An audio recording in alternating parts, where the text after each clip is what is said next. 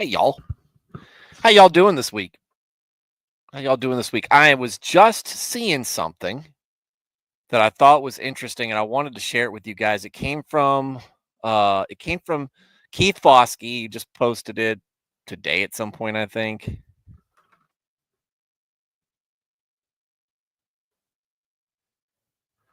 There we go.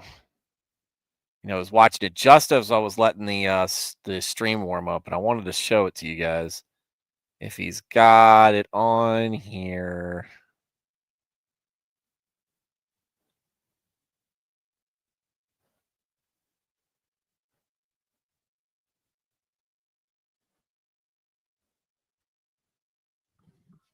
Let's see, when did he? Yeah, this is recent. How's everybody doing? Welcome to the Monday edition.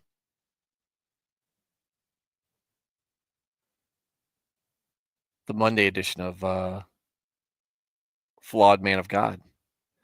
I am a humble congregant at a small church just outside of Richmond, Virginia. I'm not a pastor. I'm not a biblical scholar. I haven't been to seminary. I'm not trying to get you to join my church or donate to any special cause. I'm here to talk about God, talk about Jesus, talk about the Holy Spirit, talk about the Bible, talk about Christianity, talk about a wide variety of different topics, issues, and current events, and give you my perspective on them. One that I think is reflective of your average Christian guy. I've been a Christian all my life, 41 years, non denominational Protestant. I don't subscribe to any particular doctrine or denomination. I'm just in the Word daily, trying to do better each and every day. Sometimes I'll get it right, often I'll get it wrong. But no matter what, no matter what, if you are listening to this show, if you're catching me streaming here, you can count on getting my honest takes on whatever it is that we're talking about. So, if you are new to Christianity, or if you are considering it, you are thinking it is perhaps what's missing in your life, but you are not sure, you are nervous, might feel like a daunting task, right?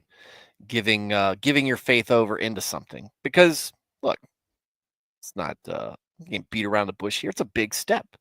It's a big commitment. You were talking about giving your life over to Christ, right? It's not something that your brain can understand as tangible. At times, you didn't live with Christ. You didn't see these miracles he performed firsthand. There's plenty of folks out there saying he doesn't exist or all sorts of other things. So how do you know? How do you know? And maybe you just need some reassurance, some motivation,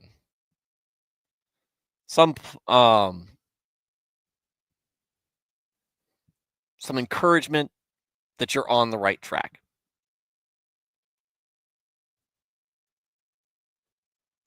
And if that's what you're looking for, that's what you're searching for. If that might be what led you here, I can get all. You don't have to tune into the rest of the show. I'd love you to. You don't have to turn into the rest of the show. I just want to um give you it right now. If you were honestly, earnestly, obediently trying to follow Christ, pursue Him, and be a Christian, then you're on the right path. Keep it up.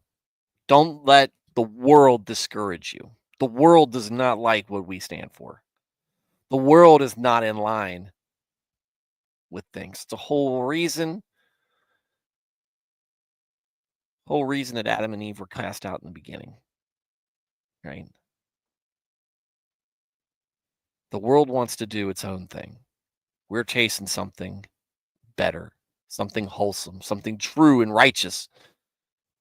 And you'll find that the world is absorbed with chasing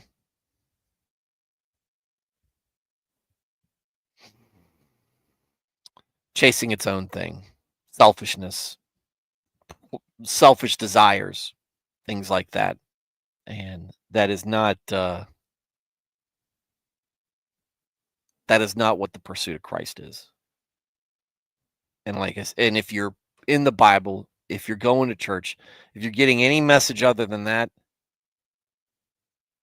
or a message that opposes that, you're not in the right place. But if you understand what I'm saying, like I said, you're on the right track to begin with. And you can end the stream if you need to. If this is what you were looking for, that's fine. If what you needed is encouragement, that's what I wanted to give to you. But if you have time to stick around and hang out with us, I'd love for you to. I think you'd like it. This is a stream for us to talk and have a good time discussing the word and discussing the faith and a little bit of other off-topic things from time to time. If you are already a Christian and you just enjoy Christian topics and discussions, welcome as well. You'll find that we run this very similar to a Wednesday night study group or a small group, Sunday school. It is all about the small group. We are a small group, right? There's usually not more than a dozen of us in here at any time. There's about probably 3 dozen regular, semi-regular viewers. And most of them you'll find in the chat at least every once in a while, sometimes more often than others. And that's kind of how we run it. It's very low key. It's very, very relaxed, comfortable, layperson approach to scripture. Look, this is a living room setting, right? It's just like if we were all gathered together, just talking face to face. But the only face you see is mine and yours, if like you've got a mirror nearby or something like that. But love having you here, and I encourage you to get in the chat.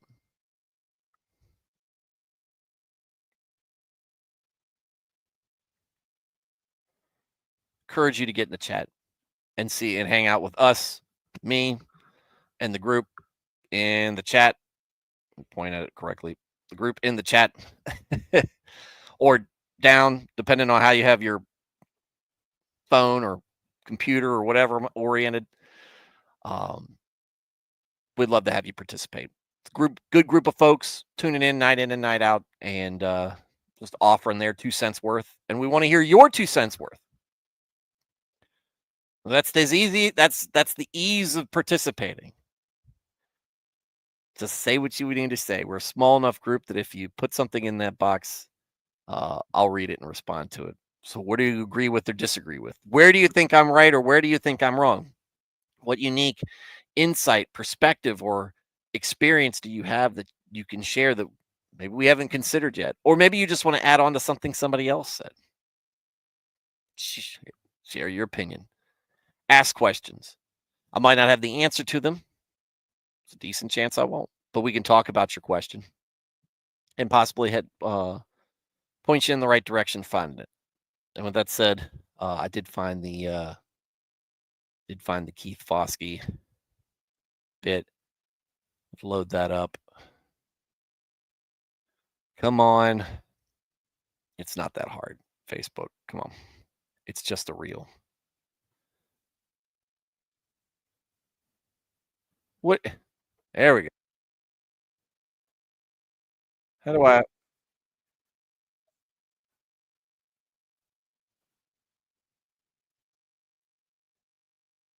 Oh, that's how I do it. Okay, let's see. All right, let me present this. This has a little bit to do with what we do here, and it might touch on something that that maybe you've experienced. I know I've experienced it, and yeah, I just thought it was worth sharing because it was good. All right, so Just you. and getting betrayed by people. Well, how do I, hang on. That's not what I wanted to do.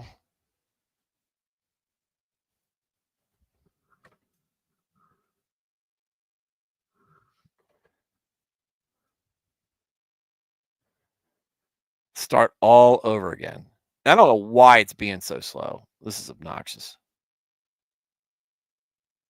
10,000 followers. Good job. Not bad for a pastor of not bad for a pastor of 150. All right. Why can't I just see, this is the problem. This is the problem I have with so much that Facebook makes these things so difficult to navigate, is you can't rewind it. Like, there should be something here.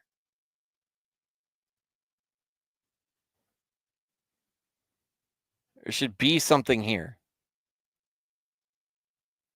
Hard stands, being disappointed in people you trust, and disappointing people that trust you, and getting betrayed by people you love.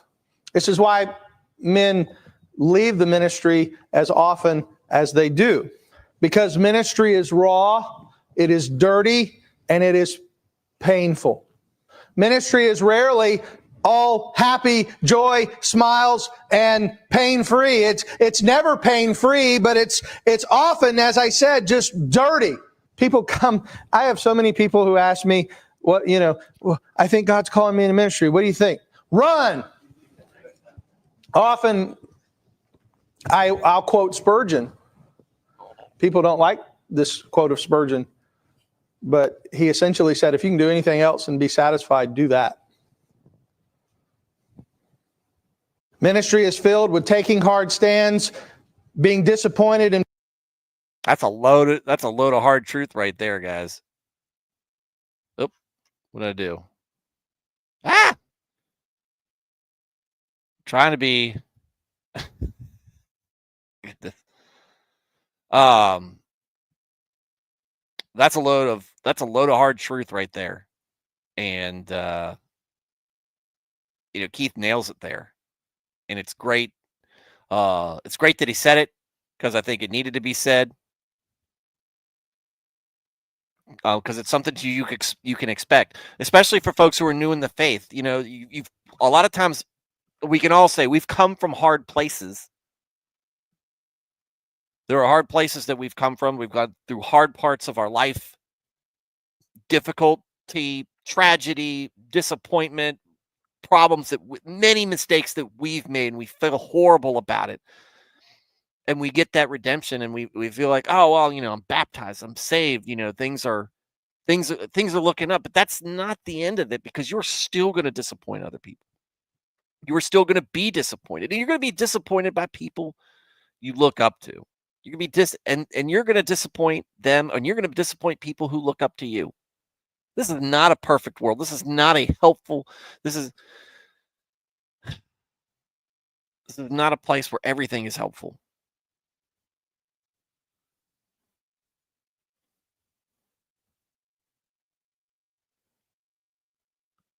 There are obstacles in life. There's obstacles in your walk with Christ.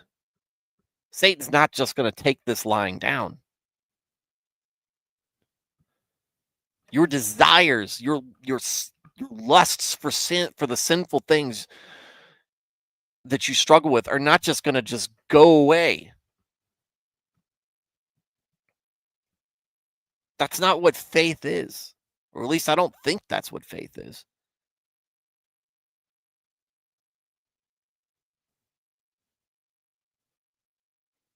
But faith is so many things. It's a weapon to use against those temptations. It's a medicine for when those temptations get the best of you. It's a destination for you to shoot for. It's a prayer for you to make. Faith has so many facets to it. And that's why it's so valuable.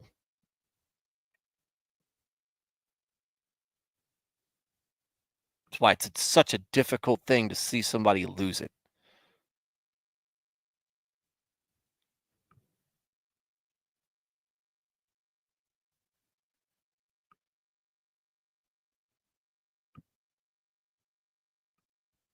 We wouldn't need faith if it was all easy.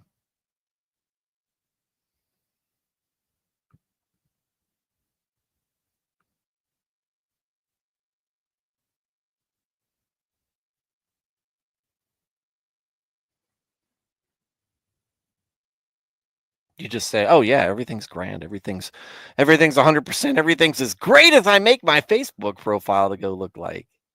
Right? Everybody's just smiles in it. Nothing but good times, celebrating things.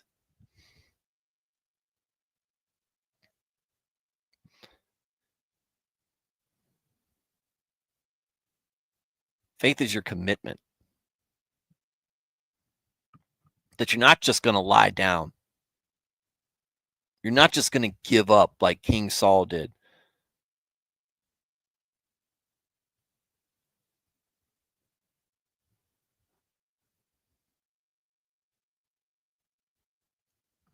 Faith is your battle cry.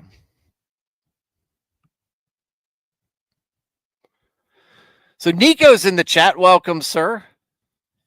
MR. Whoa, MR. I haven't seen you in a while. Good to see you. Hopefully your Christmas season is going well. Hope all of y'all's Christmas season is going well. We are deep into Advent. I need to start decorating. Next year when we're doing this stream, I'm going to decorate this back end part of the part of my man cave so that you guys can all see my festiveness, because I love this time of the year. I've talked about it before. But good to see you, MR. Matt Felty is here. Woohoo! Along with Veritax. Evening. Sorry, I was trying to break up new wife and daughter going in circles about ways to study and remember things. I don't know. Going in circles about it might be the repetition you need. Doug Wilson. No. The funny thing behind that is that he calls himself discount, or he calls himself the Harbor Freight version of Doug Wilson.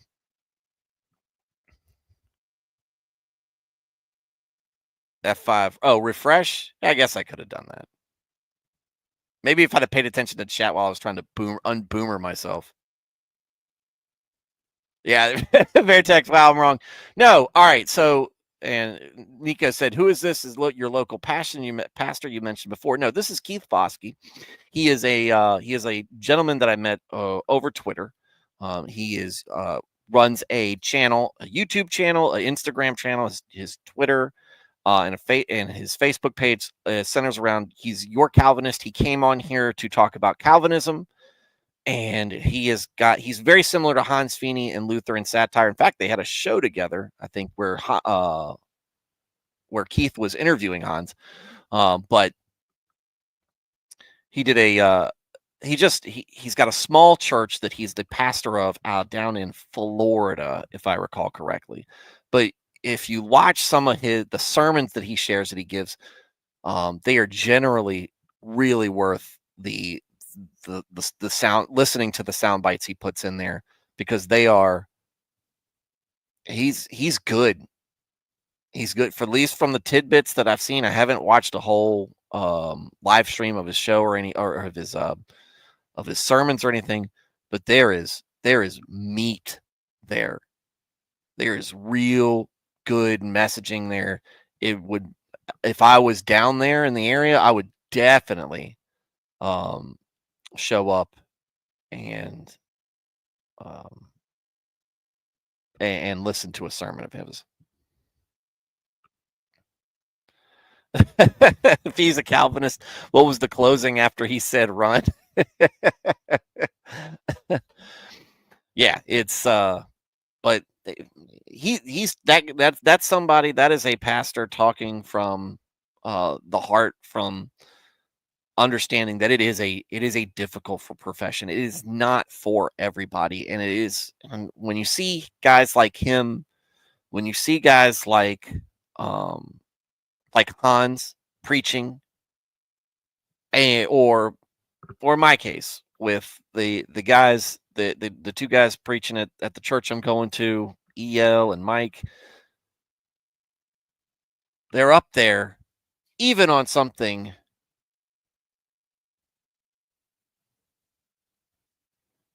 even as something difficult, like with like the sermon series we just finished, which was on mental health.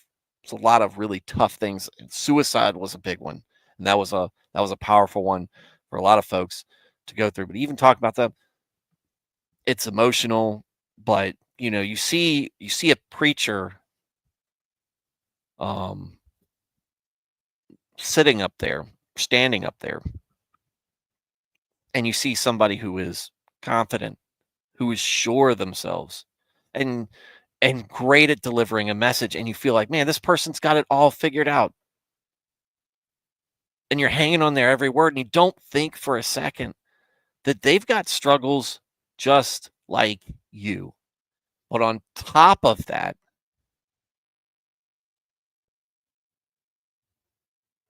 oftentimes piling on top of them is all the stresses from us, because we bring so many of our problems to them.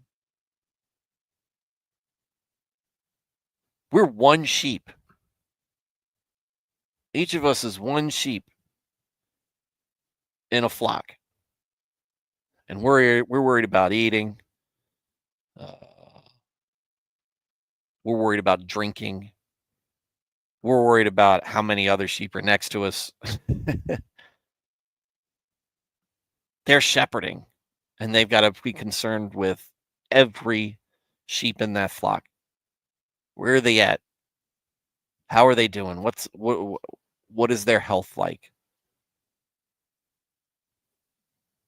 And the stress of losing a single one is huge. And I think when you see, we talk about some folks, or I talk about it with some folks, and some folks have the impression that what has led us astray in churches, in all the denominations, has been a malicious, planned corruption from within. And I think that in some cases there might be merit to that. I think that there are some folks who are specific bad actors.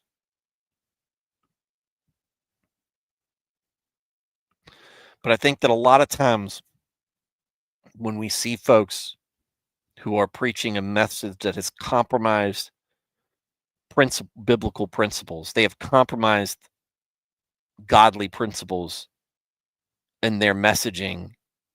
It's not out of malice.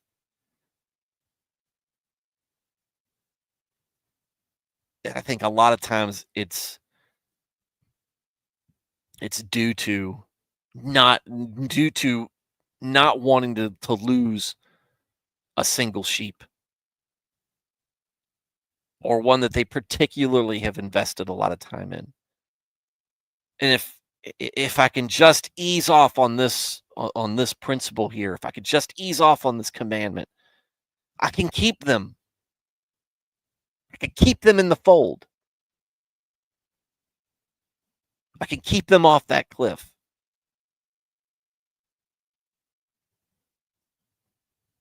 But I think what they don't realize is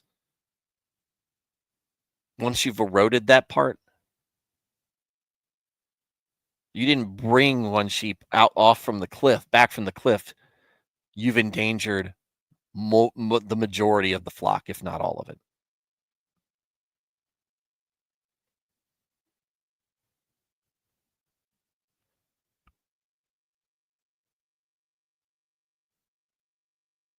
Jesus did the famous or the well often cited part is Jesus leaving the 99 sheep to save the one.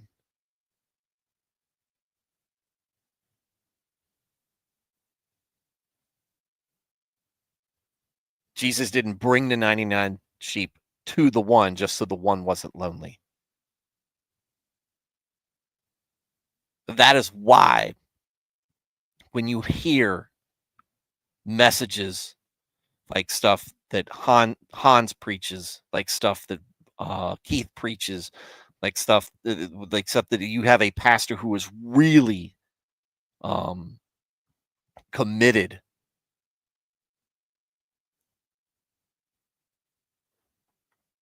to the word, to the commandments. They're not going to compromise, but they're not going to throw you to the wolves because you're struggling with it.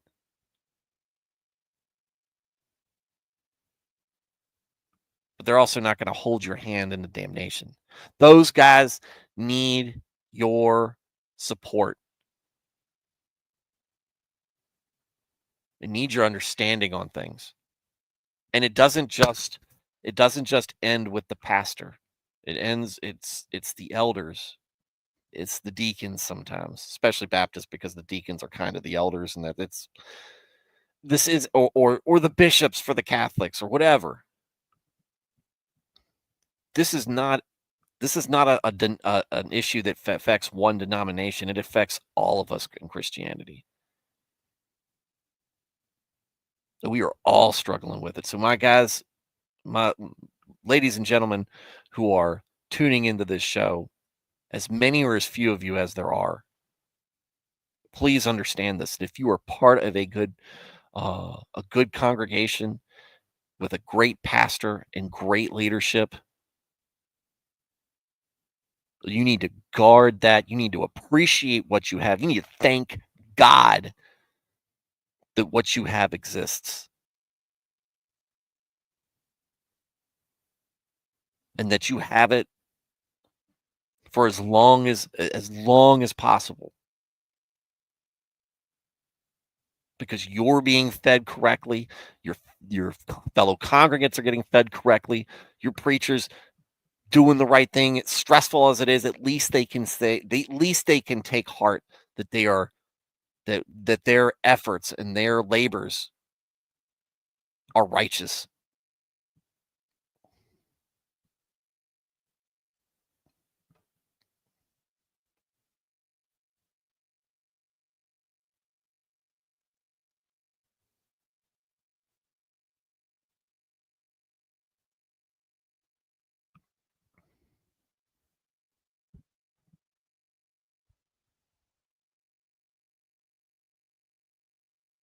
So it's very I see something like that, and I think it's important for you to, like I said, if you are part of a good congregation with a good church, appreciate it. Don't take it for granted.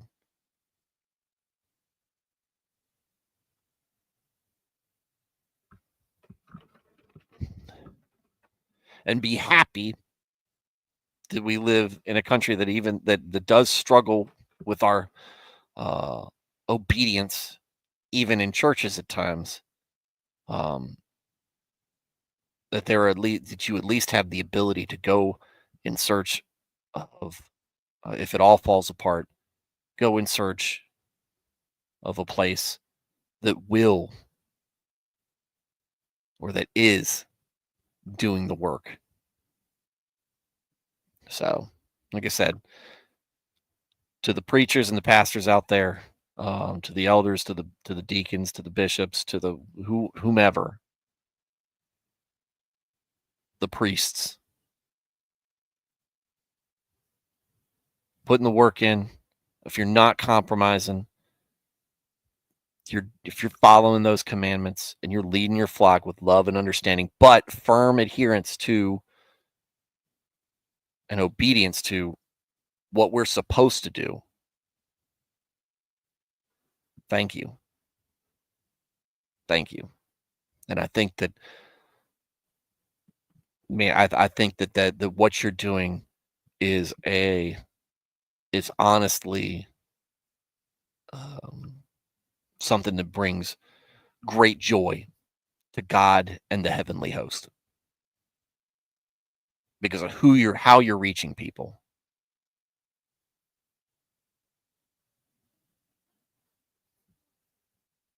and how they're being fed. I told Nico this, she's less than an hour ago, because he thanked me at Thanksgiving for being, part of bringing him to faith, to his faith, to Christianity.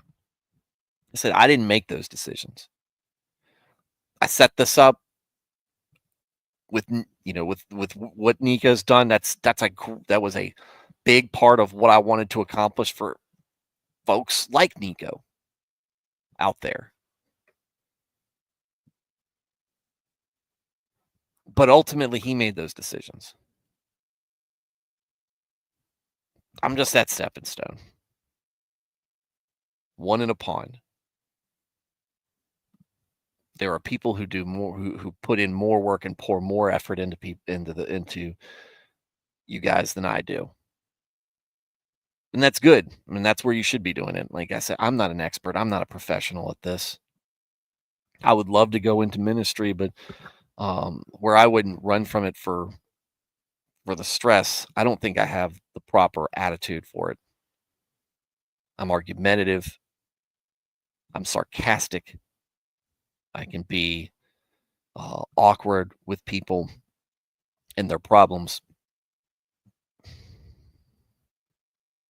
And I don't think I have the right personality. And I think my struggles lie in a way that wouldn't serve a congregation well. There's more to being a pastor than just getting on the stage or getting on the pulpit and preaching. There's way more to it than that. So, all right. But yeah, no, that's Keith Foskey. He's a great dude. And I think I'm gonna share that on Facebook. Because it's worth hearing. And yeah. All right, where were we at? Veritax X, is that true? Do men frequently leave the ministry or do they leave churches? I hear that pastor burnout is high, and I think that that's probably, especially when you get in within denominations or guys who have graduated from seminary together and everything, it's kind of a close, tight-knit community. So when one leaves, everybody there are lots of folks know them or know of a person. So I don't know what the numbers are. I don't know the statistics, but I can imagine that, when you're in that trade and you're in that community, that you see a lot of that, because it is hard on people. It is easy way to see the worst side that humanity has to offer and have a lot expected of you. People expect a lot out of their pastors, and there's a lot to be expected out of it. It's not an easy job, but that's why I said it's so important. And I think that the guys who do it well are so blessed. He said, I know many don't stay long, but is it really a lot or just some? I think it's enough that it's concerning, right? I know that Catholicism has a priest shortage big time. I think part of that has to do with the monasticism that's required out of that. And I think some of it has to do with a lot of that they've been the target of a lot of bad press of what goes on in Catholic churches from a very secular media that wants nothing more than to beat Christianity down, no matter what denomination. And I also think part of that is also on the Catholic side is a lack of really seeing any type of structure, punitive action for guys for priests who are doing the wrong thing, speaking the wrong thing that is not so that Catholicism or the Catholics will tell you, traditional Catholics will tell you, the Catholic Church doesn't stand for, and these guys are preaching and standing in opposition of it, and nothing happens to them. Or you have hold on.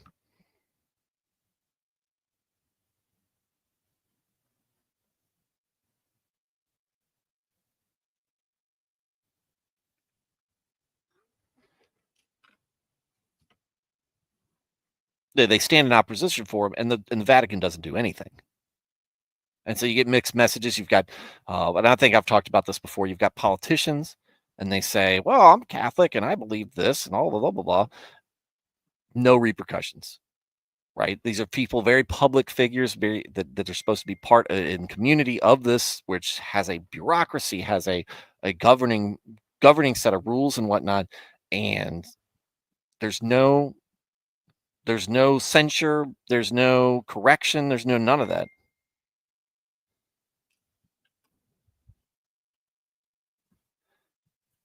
Again, it comes back to what I say: righteous people seek righteous messaging. If that's what's inside, there is that calling that I tell people that maybe you got that we have, where we crave that righteousness, even though we struggle with our sins, but we crave that righteousness. We need that righteous message. Loose principles drive those people away, because they don't think that the group believes what they preach.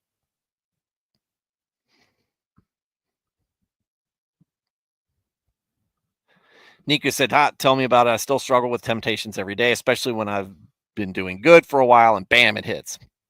And never get complacent.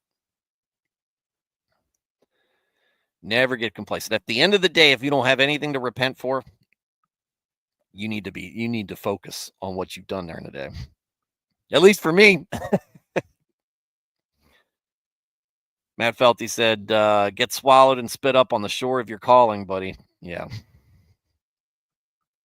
Veritek said, the irony of a Calvinist trying to dissuade people from going into the ministry, church is called sovereign grace too. Well, hey, what he's trying to do, I think, is a warning that it is not for the faint of heart. And I think, and he said, when he was quoting Spurgeon, that he was saying that, Spurgeon was like, hey, this is a massive cross to bear, for lack of a better term, or a better saying. This is a big cross to bear, and it can break you, because it does break people. It can break you. It's a warning. It's a warning. And it's good to see, somebody, you get to see a pastor be a little vulnerable out there and say, hey, this isn't easy. I'm not better than y'all.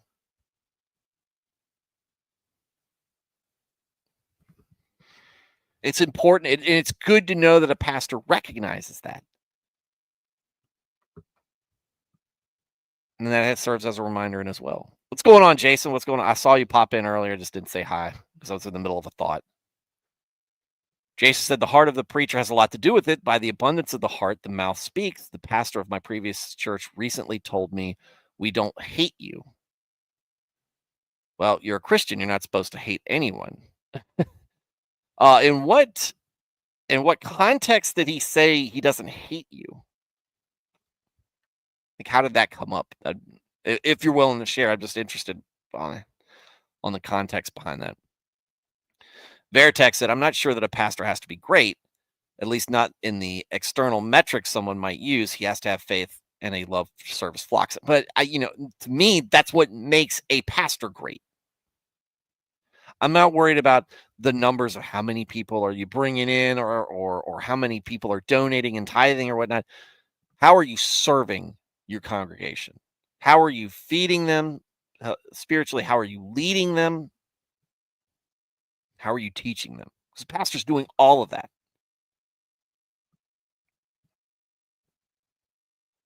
And if you are doing a satisfactory job at those, I think that makes you great.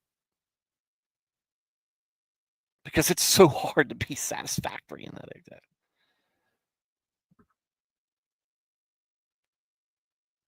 Nika says, yeah, I'm guilty of that sometimes when I don't get satisfied with my pastor's answers, but I forget he has a full-time job outside of church. Well, and then Veritek said it follows up with, a lot of pastors today have to work a 2-second job. Some do it out of love and necessity. Some, it's our fault. Yeah. But to Nika, what you're saying, just remind us, even if your pastor is doing this as a full-time job,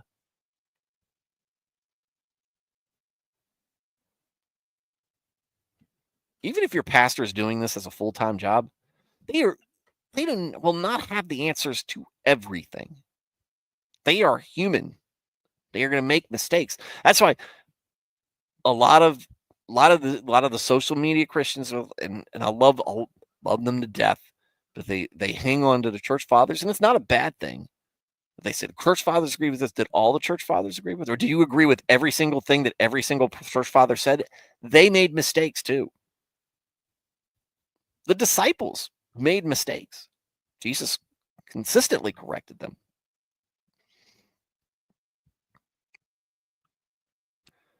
They're not perfect people. You can't expect perfection out of them. But you should expect the diligence and the obedience and the humility to continue to improve and do better and understand that they're fallible. But yeah, many pastors out there do have to work second jobs. Emmanuel Osorio, what's going on, sir? I mentioned you last week talking about something. I can't remember what. But, I mean, it was on stream. Something to do about something. I don't know. Said, hello, everyone. I've haven't been on in a while. I hope everything goes okay. My transmission burned out, so I've been trying to get that fixed. Ugh. Automatic, manual? I'm driving. Transmission issues stink. Though, I will say, I would rather have a transmission problem than an after treatment problem these days. Oh yeah, Emmanuel Osorio. You didn't know Emmanuel. That's what I love. So I was thinking about this. My 3 favorite Christmas songs: "Oh Holy Night," "Silent Night," "O Come Emmanuel." 3 favorites, and they're on this. That's the trifecta. That's the podium, and nobody else is close. I love those 3. I could listen to all 3 on repeat throughout Christmas time. So maybe not on repeat throughout, but I listen to them a lot. This Manuel said, "Oh yeah, we leave a bunch of churches. It feels like the man out situation, especially if you haven't gone in a while." Yeah, and again, people leave for silly reasons. You know, a lot of times it's form and not function. But if you're in a place that's not sound doctrinally, if they're not obedient, if they're making compromises where they shouldn't, you need to get out. If you can't change, you try to change it. Try to change what. Don't just quit. Don't just leave. Try to change it. Make noise. That's what I did. Don't just leave. Try to fix it. And if you can't, get out.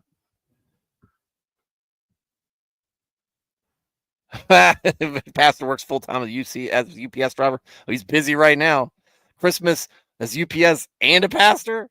Golly. 3-4 years is average. Whew.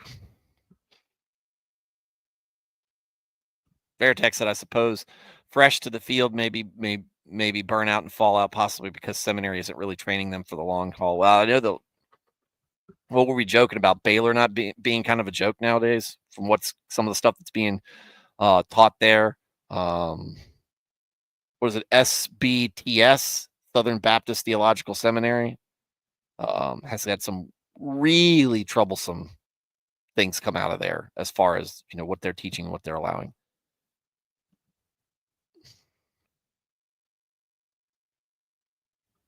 Are we talking about men in general or people in the higher authority? Both. Yes, kind of. Mostly we're talking about authority. But again, if we're talking about pastors, we're talking about elders. If we're talking about elders, we're talking about deacons. We're talking about deacons. We're talking about fathers and husbands, or husbands, and we're talking about fathers, right? Because it all flows downhill. And in that case, we're also talking about mothers.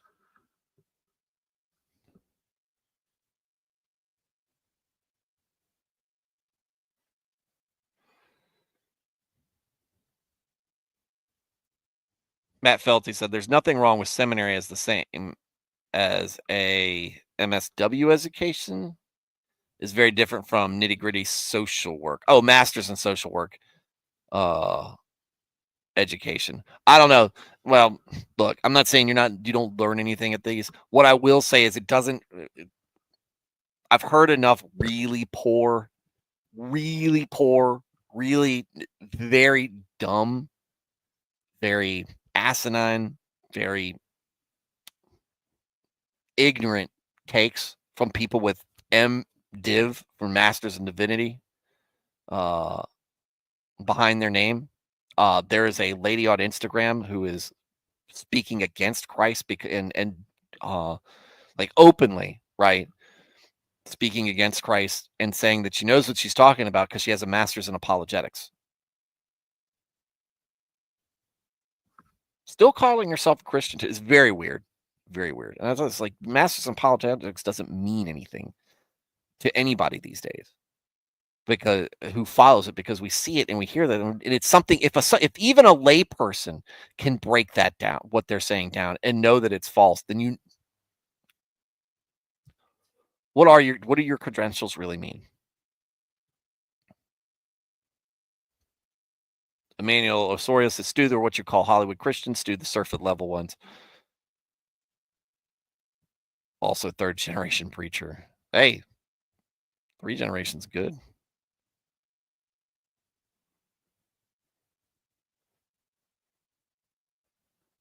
Fairtex said, "Been reading many other seminaries, not really preparing a lot of seminaries have become compromised, right? Like we talk about Baylor, and I mean their stances on homosexuality seem to be loosening."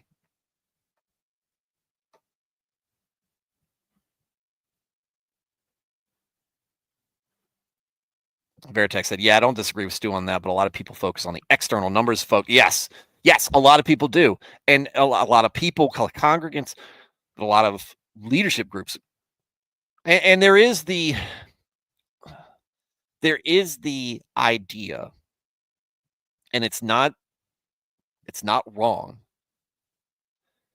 that if you're not growing, you're dying, because your congregation is getting older, right? And you might be able to sustain that for a while, but you want to be bringing people in. You don't need to be hitting home runs. Every year doesn't need to be like this. You know, this isn't a corporation, right? We're not talking about dividends and money and stuff like that. But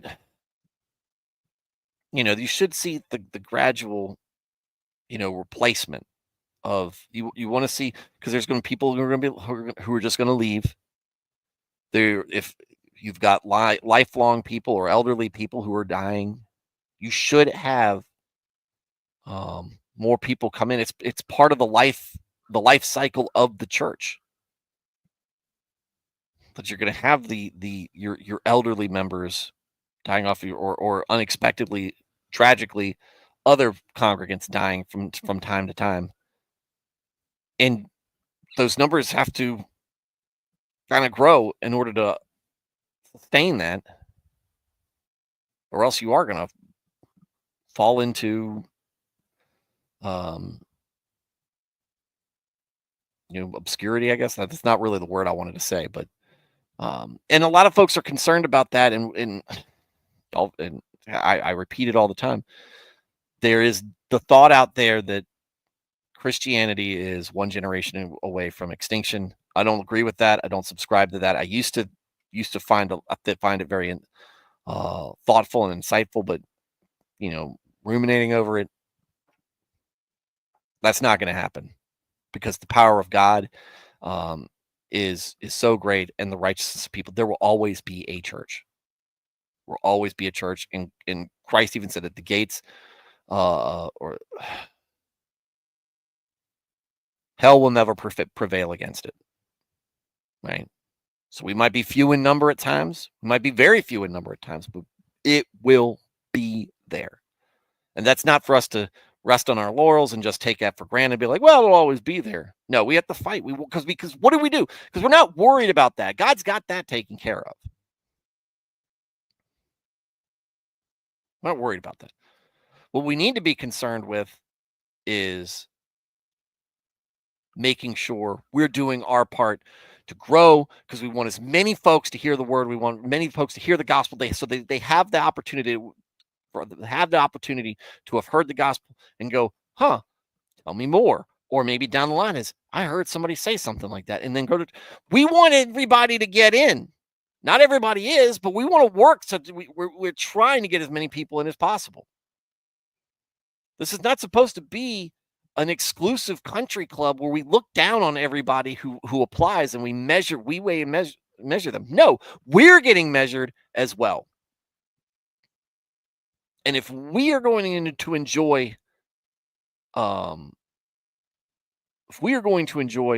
salvation, you should want others to enjoy that salvation and what comes along with it.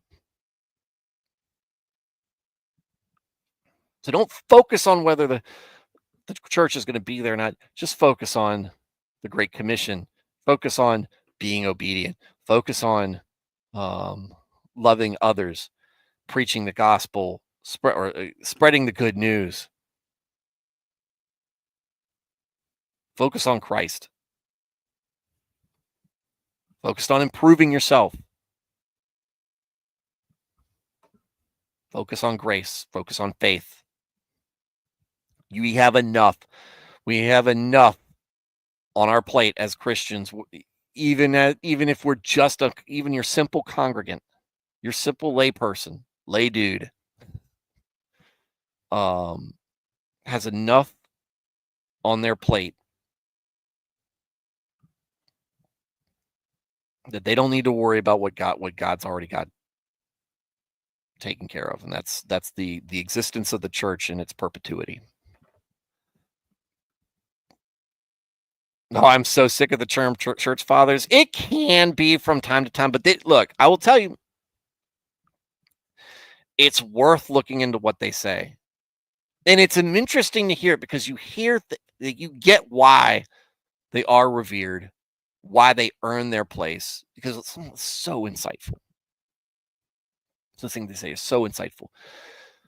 But they're used so much. They're used like scripture in theological debates and arguments, that it's easy to get caught up in the crossfire of that.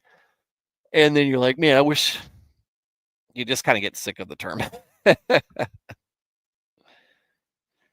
Yeah, I mean, sometimes it's kind of nebulous. They're talking about. Are you talking about Augustine? Are you talking about? Are you talking about Jerome? Are you talking about Irenaeus? You talking about Saint Nicholas? Right? There's many. There's many in there. But yeah, it can't. Like I said, it could be very nebulous, especially when they say the church fathers said. Which one?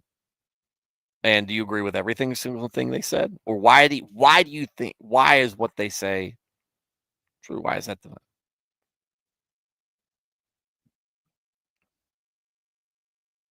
the standard transmission on my semi, like God intended? You don't see a whole lot of them around. Eaton transmission?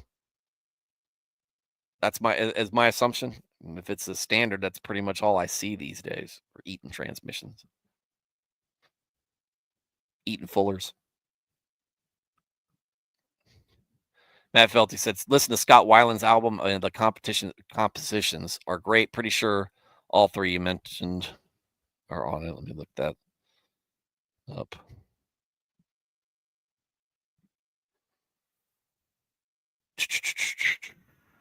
Let's see if it's on Amazon Music. Is it Scott Weiland or Weiland? Is it Weiland? What do y'all think? I don't need that. Stop. No, I didn't mean to go into Amazon packaging. I meant to go to Amazon Music. There we go. Let's see. Find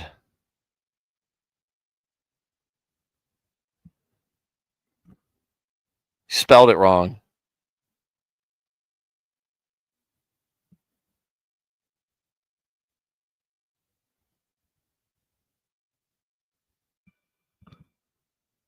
Is this the most wonderful time of the year?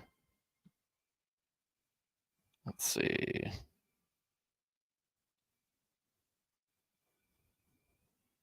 Where's my... There it is. View album. There we go.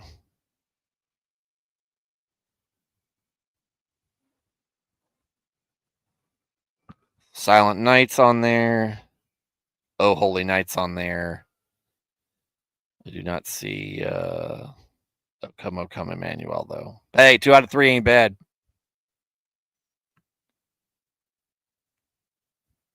I'm having a brain fart. Scott, I know, I recognize the name. Where do I know him from?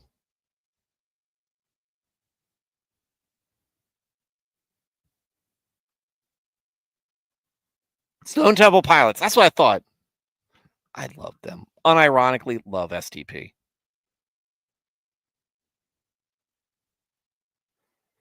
They get a lot of hate for being kind of copycats, but their music they're full of bangers. Jackson, I told my previous pastor that I appreciated all of them. I still think he's an awesome preacher, and I found a good church that fits my style more. No, we're not going to cover Proverbs tonight. We're just going to talk about appreciating your pastors. I'm going to have to rename this tonight. Oh, there you go, Matt. Telling me what I needed to hear. The famous quote, does the ability to speak doesn't make you intelligent. Yeah, just talk to people and you'll find that out. Does the ability to type doesn't make you intelligent either. As they say, actually gatekeep and uphold the standard. That's what I said, obedience. I always go back to Samuel talking to Saul. Is it more important to God that you try to honor God in your way and the way that you best see fit? Or is it more important for you to be obedient? Christ didn't change that. What he tried to do is get people to understand the spirit in which God wanted to see us obey, which the Pharisees had kind of warped into something else. It's not hard to believe it got that way because we see them screwing around even during the Exodus. By the way, there is a hilarious show out there, and I just saw it. They just had the pilot episode out now. I think it's called The Promised Land. Hang on. The Promised Land. It's like The Office made for the Exodus. It's like guys acting. It doesn't seem to be trying to make fun of the faith. It's finding the humor in some of the stuff. Like Moses holding the staff up during battle. When he was holding it up, they were winning. When he would lower it, they would lose. But he was making the point of when you're holding the stick up, yeah, maybe that staff isn't all that heavy, but you hold it up, and the battle goes in 30 minutes, an hour, 2 hours. Hold a stick up for 2 hours over your head. It doesn't stay light for long. But it's finding humor in those things. Y'all definitely check. I think it's definitely worth checking out. I'm looking forward to the next episode to see how it goes. I'm always nervous about this kind of stuff because I'm always worried that somebody's going to be a little bit too harmful in that.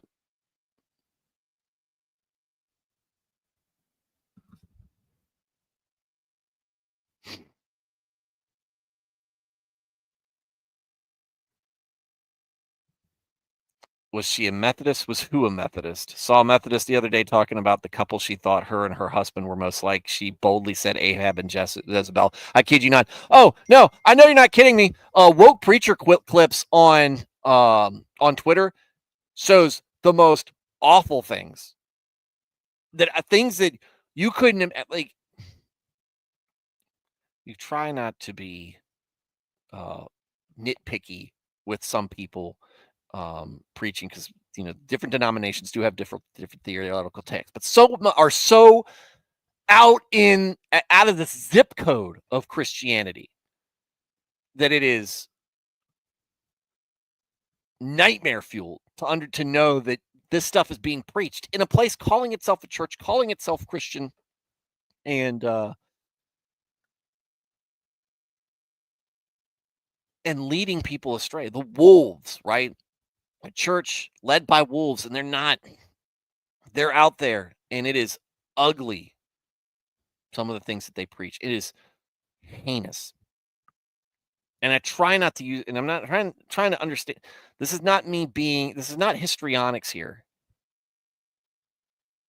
I'm not trying to be hyperbolic when I talk about this. You go and you see some of the stuff that is preached.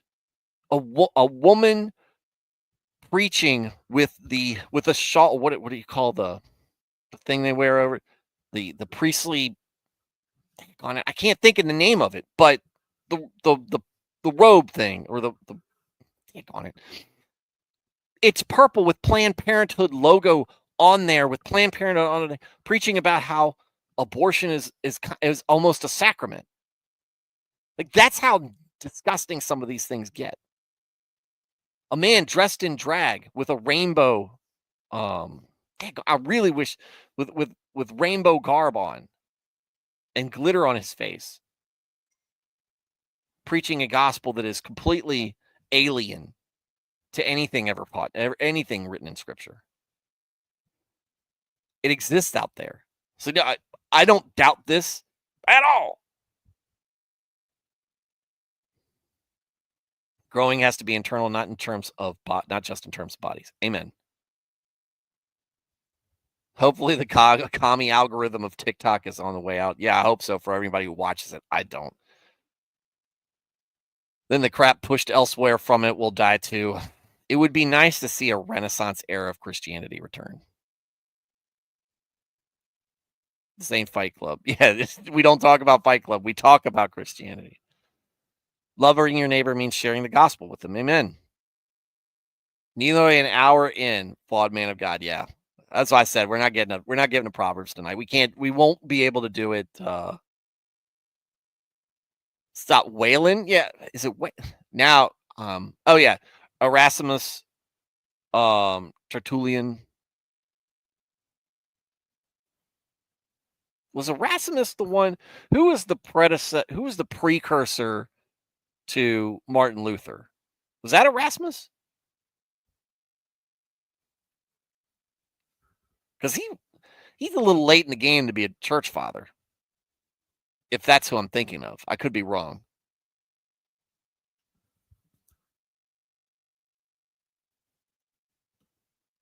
I haven't watched God's Not Dead. I have problems with The Chosen, because there's a lot of Mormon influence on that, and Mormons, not Christians. Their Jesus is different from ours. Their Jesus is not. They don't believe in a Trinity. They don't believe that Jesus is God. They've got a lot of. They're the church of Joseph Smith. Joseph Smith's Joseph Smith Christianity, or Joseph Smith Jesus, I should say that. And so there are things that are in there. I think there's too many liberties taken, on the account of wanting things to be dramatic, where the wrong impression is given. I have heard nothing good about the Netflix movie Mary that came out. There's a lot of weird fanfic. It's based off of some sort of off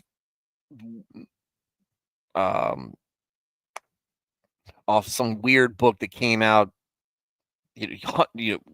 around the same time as Christianity was just beginning to grow, like very early in the church. I'm trying to remember the name of it. But yeah, that I've heard nothing good about that.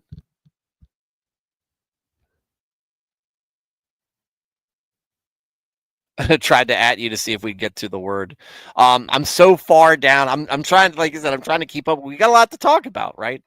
Everybody, and this is good. This is good discussion. And if we get away, we'll get to Proverbs.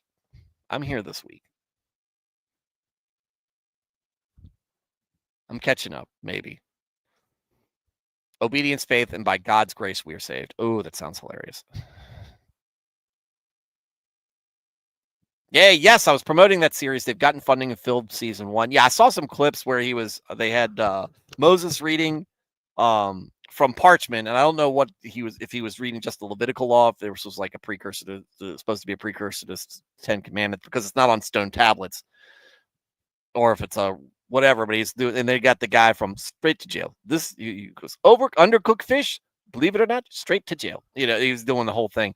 I think this is some really honest comedy. They do a good job casting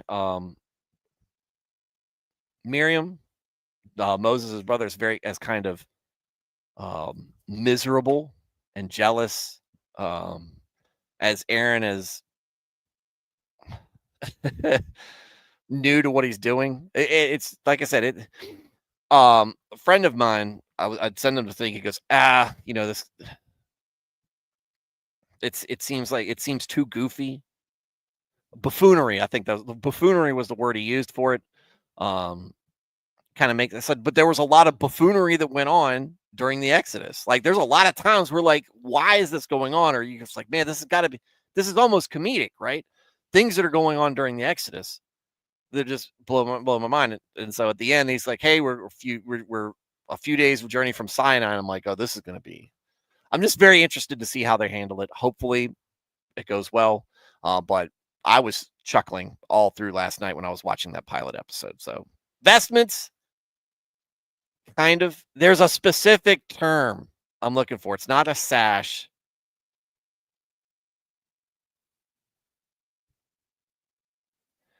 These feel like are Wycliffe. No. Huss. Yes. Huss was pre Luther. That's not who I was thinking of. But again, these are all millennia after, aren't they? Millennia after one. Wycliffe isn't a church father. I mean, he would think of a theologian. Berengar. I finally. Manuel said, I just realized that Martin Luther's 95 points to the Catholic Church as a giant crap post to them. Christians do be trolling, though. Look, and this is the thing I say. And look, Luther is obviously a hot topic. What happened? What became of the Reformation is nothing that either side should be proud about. And I think that it is nothing but sow discord and distrust between Protestants and Catholics ever since. I see it a lot, and there's a lot of we've talked about content creators on Instagram and whatnot. A lot of Catholics content creators out there that I think are just more interested in the clicks and the rage bait or whatnot, but they're like, oh, Protestants always so mean to us. Everything you're always like, it's like, okay, yes, I've seen some very hateful things, but guess what? You yourself are saying hateful things about Protestants. So what do you post rage bait and you get mad because you get rage bait out of it, and it's not like you're being loving in it. You're either being outright hostile, you're being condescending, you're being divisive. Intentionally, because that's what gets you clicks. I could chase this algorithm, and I'm sure I could grow this channel way more, but I feel like I would be being dishonest to you guys and to myself, and I don't ever want to misrepresent the faith, because it's not mine to misrepresent, even if I would wanted to. It is God's. So I take it very personally when I feel like people are doing that. And that is a easy way to set me off. We are not the center of faith. Christ is. This is not our faith. It is God's faith. It is his commandments, not ours. Anyway, getting off my point, but what I say is Martin Luther did not want to create a rift between rift. He did not want to cause a schism in the Catholic Church. What he wanted to do, and why they call it the Reformation, is he wanted to reform the Catholic Church. He saw a lot of things that he had problems with, and if you can go through the 99 Thesis, you can go along with Martin Luther's teachings, you'll be surprised how much Luther was a Catholic priest, how much he agreed with things that many Protestant denominations these days do not.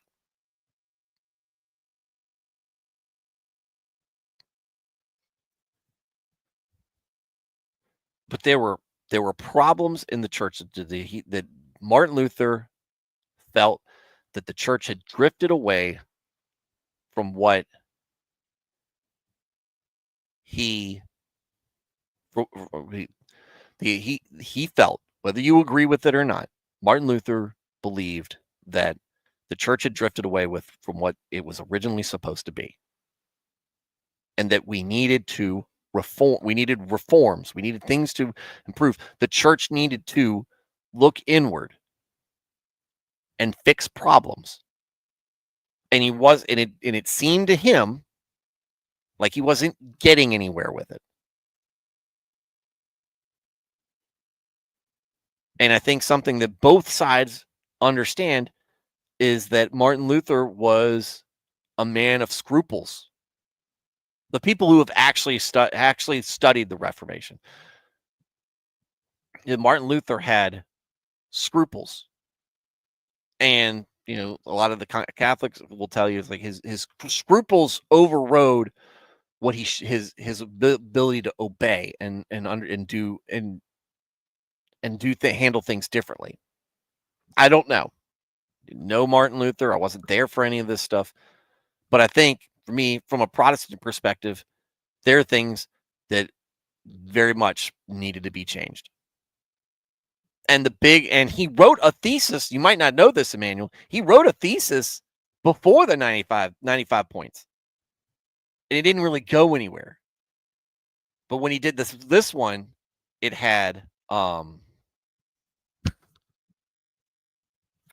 what's the one where you pay money for less time in purgatory or whatever? Matt Veritax, help me on this.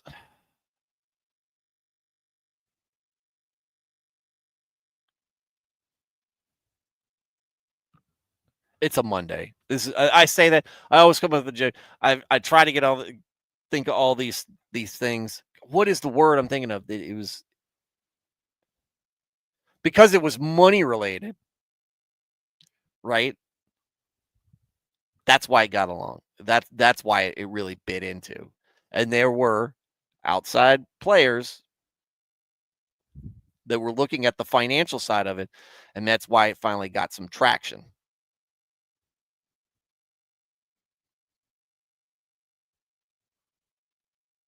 And afterwards, in order to kind of mitigate things, or maybe just honestly understanding to some degree, there was some introspection. I think the Council of Trent happened afterwards, where there were some reforms that were made internally. But I think that needs to continue, and I think that you're seeing a very similar struggle today within the Catholic Church. And then you see the trad cats on there. It's like, oh, we're growing, but it's like, yeah, but there's no discipline in there. You might as well be non-denominational. And I'm not saying that to tell people if you believe in what Catholic teaches, you might as well be non-denominational. That's not what I'm saying. I'm not saying that. What I'm saying is, because the indulgences, that's the word. Thank you, Matt. Indulgences. Yes, the indulgences was the big thing. Once he put indulgences in the thesis, there was all sorts, because there was money. There was a money side of that. Martin Luther went through Italy and saw all the statues and artwork of nudity from the Renaissance time period, and he was disgusted by it.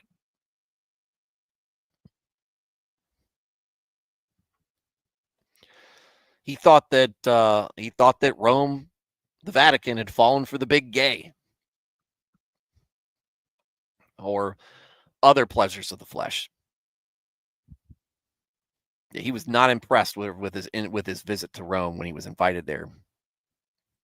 But going back to what I'm saying is the lack of accountability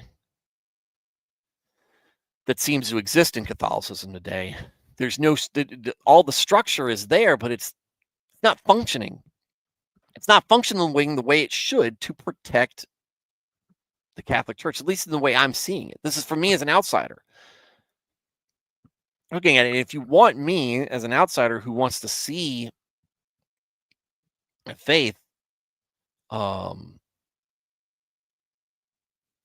that is protecting its own and protecting what it believes in, it's standing by its principles. That's not what I'm seeing. What I'm seeing is your James Martins out there. What I'm seeing is your Nancy Pelosi's out there. So I got a priest on one hand, and I got a politician writing policy, and neither of them have anything. Neither of them preach anything that is part of Catholic, the catechism of becoming a Catholic.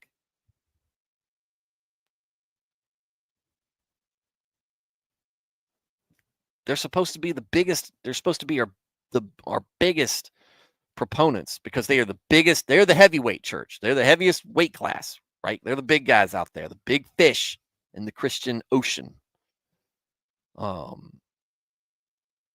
They're supposed to be the biggest proponents against abortion and or the biggest proponents for life, fighting against abortion and for the sanctity of marriage and traditional marriage.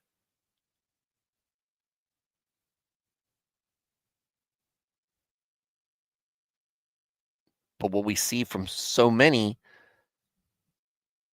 folks who are agents of the faith, they are allowed to exist within it, standing against that.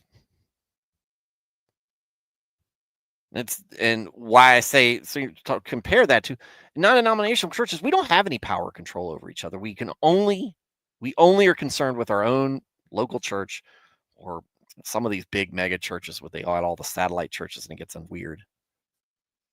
But that's all we have control over, our own local church. Don't see, but one of the benefits from the big Holy See, right, is supposed to be like, this is what we believe, and this is what we teach, and this is how we enforce it, and this is our expectations and our discipline. And you don't see anything other than that this is what we believe. And even then, coming from the Pope, it's all muddied. And I don't know if that's because he actually wants to affect liberal change, which is my suspicion, or if he's just trying to hold things together because you've got however many factions fighting that the church is in peril of splitting, which I think is going to happen eventually. It's going to happen. It feels like an inevitability. Pray for your Catholic brothers and sisters. It's not going to be fun. But what you can pray for is that a stronger church emerges from that, and that the people who are caught up in it stay true to the faith. I mean, God's will be done.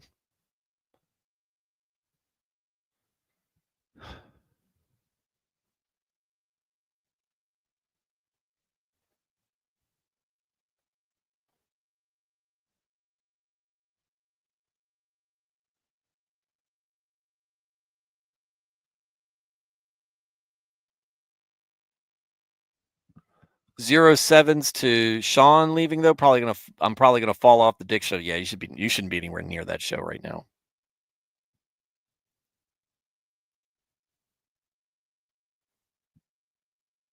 Funny, but there's There's way too much there. That is definitely a show that is of the world, completely committed to it.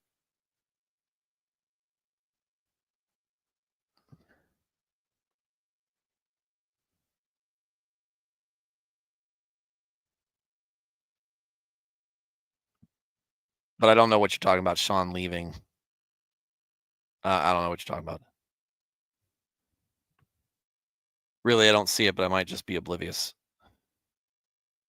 Veritex said the Catholic is stuck in propositional positions, and unless they decide to dig into Scripture and understand the other side, they will remain in it. But so are many Protestants. Yes, as I say, all the arguing between the two sides, the Protestants, and Catholics. I mean, there's theological differences on infant baptism, communion, certain things like that that I think are warranted. But there's so many arguments that they make that are true for both sides, and I hate seeing it because it gets us arguing about dumb stuff. The monasticism of priests and preachers. Matt felt he wanted to implement it for a stronger church. So I watched the reopening of Notre Dame.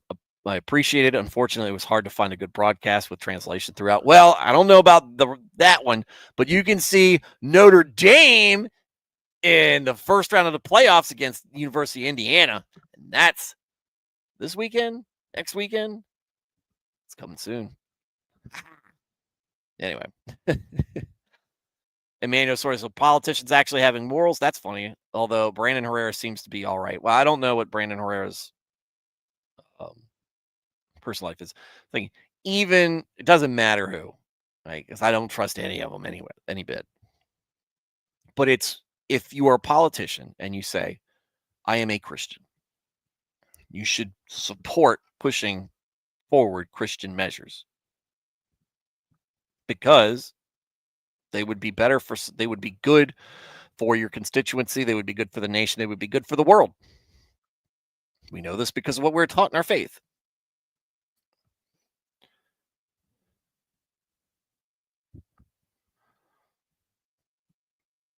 But to openly say things against it, that's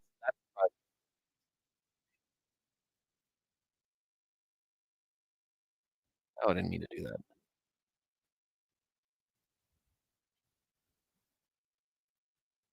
There we go.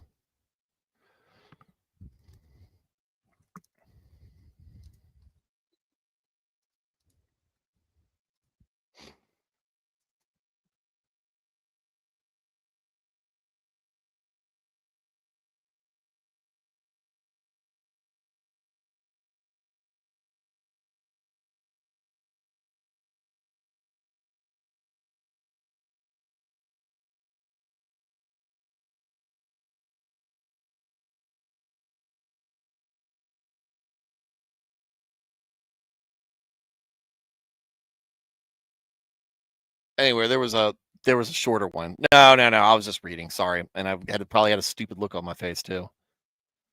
Because it was what you said. I know Luther was a professor for a couple of years before the 95 thesis. If he wrote something before them, I don't recall its name. Yeah, he wrote quite a bit. But it was basically the 99 thesis before that. And I think it was smaller. Like it was a.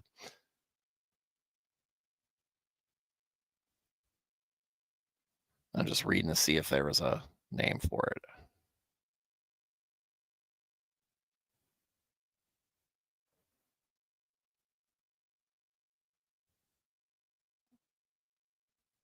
Ninth thesis, Pope's empowered, blah, blah.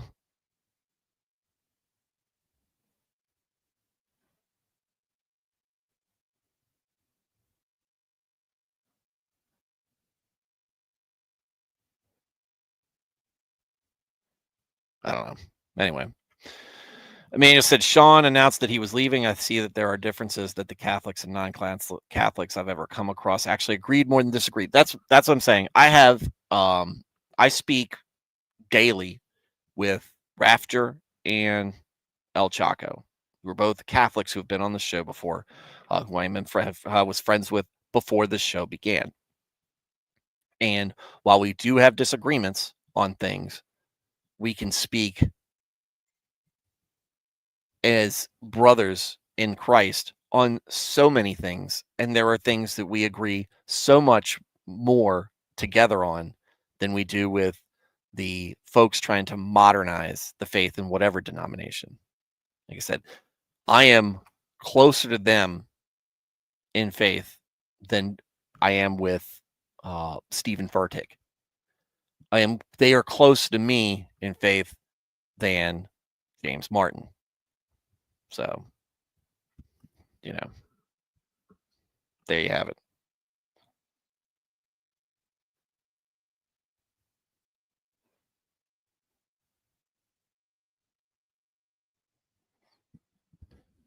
Anyway, all right, so that's going to wrap up the show tonight.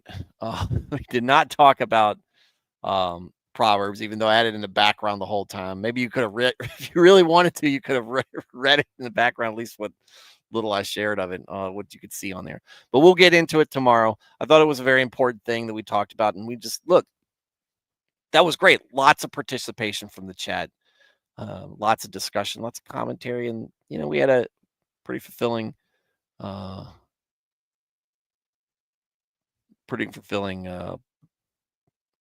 Episode here, gathering, whatever you want to call these things.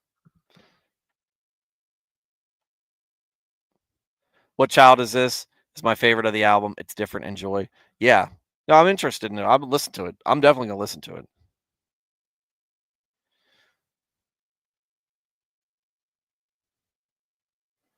We are all flawed. I'm glad we had a Talking Zatsu stream. Yeah, no, it is true. Oh, by the way, Emmanuel, when you say Sean, are you talking about Sean on the sound guy from the Dick Show, or are you talking about Sean the from Potentially Criminal?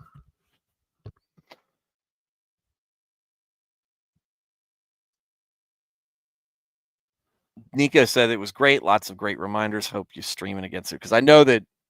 Yes, I'll be. I should be streaming tomorrow. I don't see why I wouldn't. Because one is part of that show, and one is definitely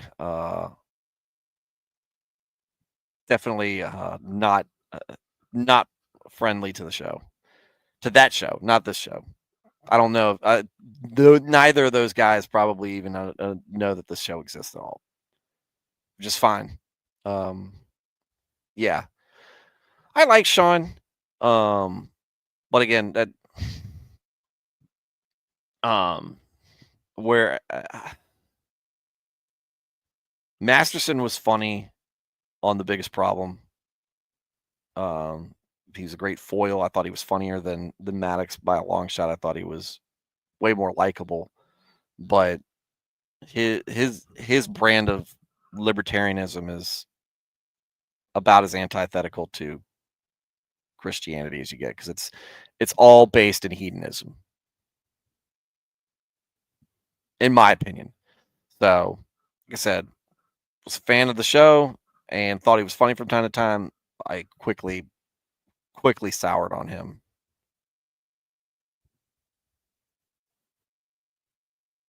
You were surprised I was involved with it to begin with. It was funny to listen to. The Biggest Problem in the Universe, I thought it was funny. I was a fan of Maddox back in the day. I'm an older child of the internet, so there was a time where Maddox was the only guy, or not the only guy, one of the few guys out there, but he was legitimately funny. And so it was like, oh, they got a little podcast. I hadn't actually listened to podcasts before, but I put it on and listened to it. Thought it was funny. I thought it was interesting. I was sad that there was a falling out, but I felt like it was coming, and all the drama that ensued was interesting to follow. It was me, being drawn into the gossip and everything, the baser instincts or whatnot. I was part. This is how me and Nick Ricada, Rafter, El Chaco all became friends, was because of they had a Facebook fan page for the Dick Show, and that's where we met. That's where our group kind of started. But And it was great for memes and it was great for discussions and everything, but not long after I joined the group, I was not a fan of him, but it was a fun group to be around, to be into. Again, lots of memes. Wasn't me at my best on my best behavior by any means. There was a lot of arguments in there, but I was in there for the arguments. It was a very rough place for having these discussions or whatnot, and just laughing and making fun of each other and all that other stuff. But then again, more drama, and eventually it got to be a very toxic place for the people were just acting very weird. So I got out of it, and like I said, Nick was uh, had started his YouTube channel and was, you know, it started off of the Maddox lawsuit. For everybody who knows the original lore behind that, and that was really the only connection I had to it at that point. Was, eventually, occasionally Masterson would come on to the show, and it was interesting some of the things that he would talk about, like he was talking about the credit card companies and stuff like that, and some of the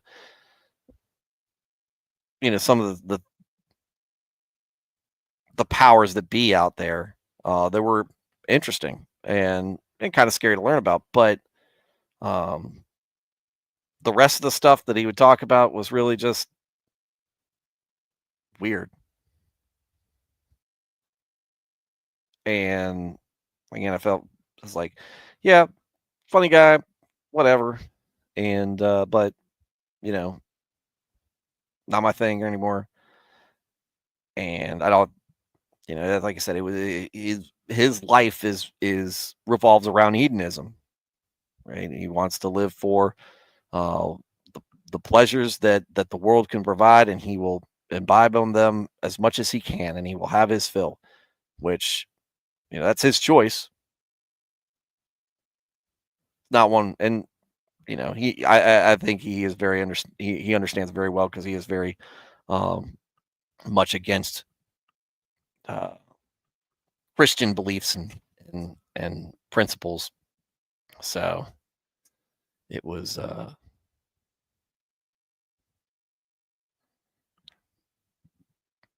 you know we don't see eye to eye on that.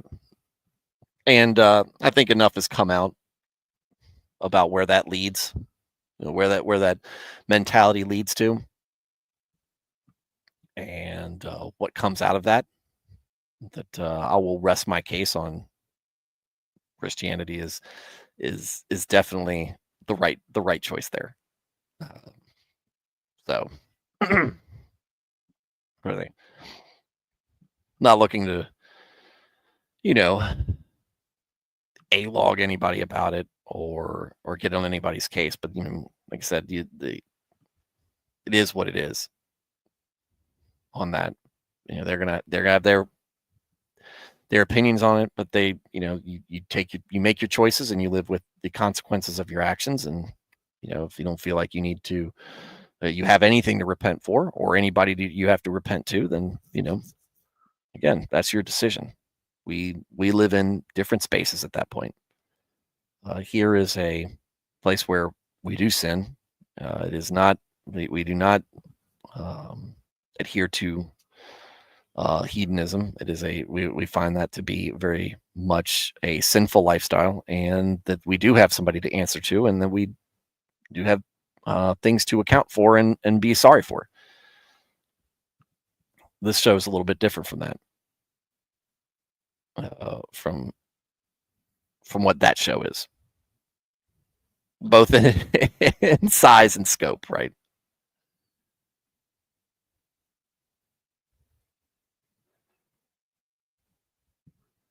I like old Dick's show. He's been off the rails for a long while. Yeah, I haven't listened. I probably went as far as maybe episode 9 of the Dick Show, and again because it was starting to um, once they started peeling off from the gossip and everything from the fallout of the split between him and Maddox. it stopped being really all that appealing. And the personalities who have become the co-hosts there, yeah. I was there when Nick started. I remember the karaoke's on Twitch. I actually didn't watch the show at first. I watched a couple of his very first videos because it's like, hey man, it's my buddy. But then it's just like I got other stuff going on, and didn't hang up. But then I started traveling a lot more. It was good, and then so I started tuning into episodes, and I thought his content was pretty good. And then I lost. Then again, life changed gears, and I wasn't listening as much, and apparently everything fell off the rails. So, and there's fallout there that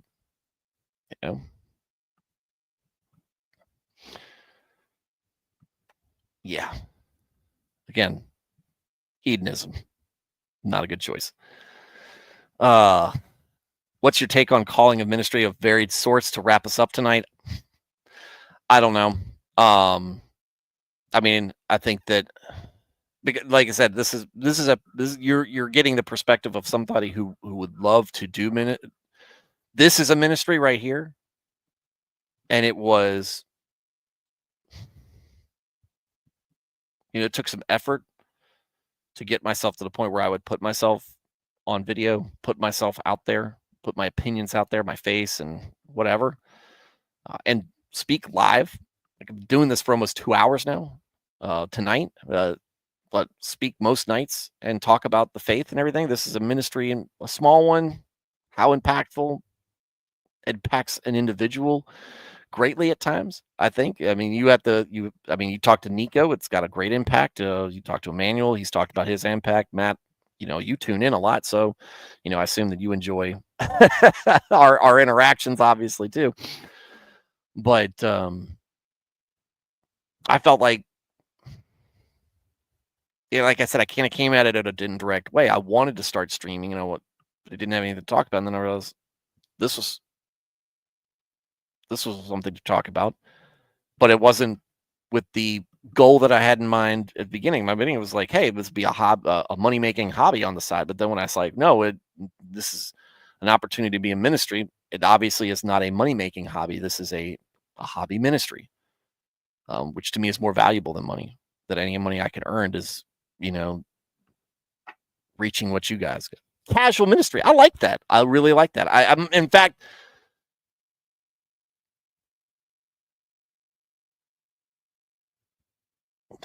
that's a good description for me when people ask me about it. It's a casual ministry. I like that, Emmanuel. Excellent. But calling to ministry of like the pastoral ministry, you heard me earlier talk about it. I'd love to preach. I just don't think I have the attitude to do everything else that comes along with it. I don't feel like I would serve the congregation as much. But there are other ministries out there. There's mission work, right? That's a heavy calling. I mean, you are leaving a lot of things behind and often putting yourself in danger for mission work. There is youth ministry, which is difficult in its own right. If the calling is there and you have the ability, why not give it a shot? But you have to remember, you have to meet the requirements. When I became a deacon, there were requirements, biblical requirements that were laid out for me. In fact, that was why I had that was one of the big disagreements for my last church, was when they decided to allow female deacons, women deacons. And I said, that doesn't meet the qualifications that were originally set out that I had to meet. And that's the big one. Once you start compromising those, do you fit the qualifications for the ministry? Can you serve it? And can you do it honestly and earnestly? And you don't have to be perfect at it, obviously. And when you try something new, you might not be good at it right off the bat. Find people to mentor you. Prayer to God for guidance, for understanding, comprehension, and then execution of that ministry. Right? So I don't know. I mean, that's kind of my take on it as far as getting a calling or whatnot. If you feel like you're getting called and you've got the opportunity, why not? Why not? Maybe it's not. Maybe you realize getting in there, it's like, maybe it's not. Maybe I didn't see. Maybe the calling wasn't what I thought it was. And that doesn't mean whether it's easy to you. It's whether you feel like you're doing what you're supposed to be doing. And are you feeling fulfilled by it? This is what you call casual ministry. There are people who play for ranked. That doesn't mean Stu hasn't helped people. I know he's helping me a lot. Yeah, like I said, the impact I have is small in the number of people I impact, but the impact, the degree of impact has been, that I've heard from those of you who have shared that with me, has been moving to myself, that I've been that level of help to some of you guys. That is more than I thought I was capable of. And yeah, I mean, I don't know how to, it's difficult for me to process. But I should be content and satisfied, because I want to make an impact. I wanted to when I got into this. I just didn't know if I could actually do it. To be honest with you, I thought my impact was going to be less to each individual, but I thought I was going to have a broader audience. The opposite has been true. But again, like I said, if we are a small group channel, and if that's what it remains, then so be it. If the channel grows, then, Days Volt, God wills it. All right, so to Emmanuel, to Matt, to Nico, to Veritex. I miss Dresden. Jason Jackson. Oh, I hadn't seen you in a while, also, but always great to see you come in to drop a comment in. Alex Moore said hello, and I didn't say hello back. Sorry, Alex, if you're still listening. I saw you pop up, though. Again, I'm in the middle of a thought, and I should have said something. And so that's combed over. I just looked past you. Who else? MR. To all you guys, thank you. Thank you for your words. Lots of conversation tonight. So much that we didn't even get into our original goal. And, I'm just got to go back and rename this on YouTube so that it looks, it just say, I'll have to figure out what I want to talk about, what I want to title it, but I'll do that. But we'll talk about Proverbs 24 tomorrow. I'm almost positive about that, because usually now we've got all this talk out of our system. We'll focus on Proverbs tomorrow. All right. So to you guys in the chat, thank you. Thank you for your contributions. Again, you're part of the show. You've made this content. If you guys weren't talking to me, if we didn't have this back and forth, this dialogue, we wouldn't have been sidetracked enough that we didn't get the Proverbs. That's not a bad thing. Don't y'all think that's a bad thing? It's easy to get me talking off topic, but I think that what we did was discuss things greatly.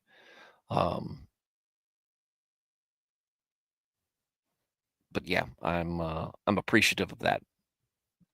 I'm appreciative of everything you guys do, and I'm glad I've had an impact, and you guys have an impact on me as well.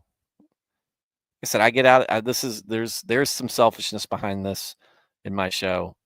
I get stuff out of this from you guys, and I appreciate that. I appreciate everything you guys do, and that's why I thank y'all at the end of every show, the chat specifically, and I call you guys out by name.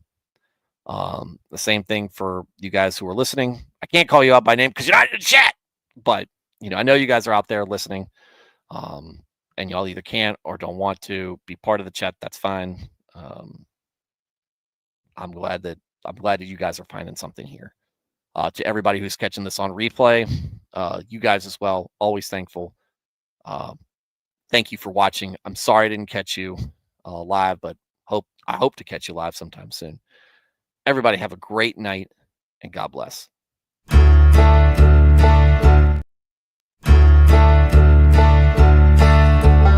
slowly. I don't know why.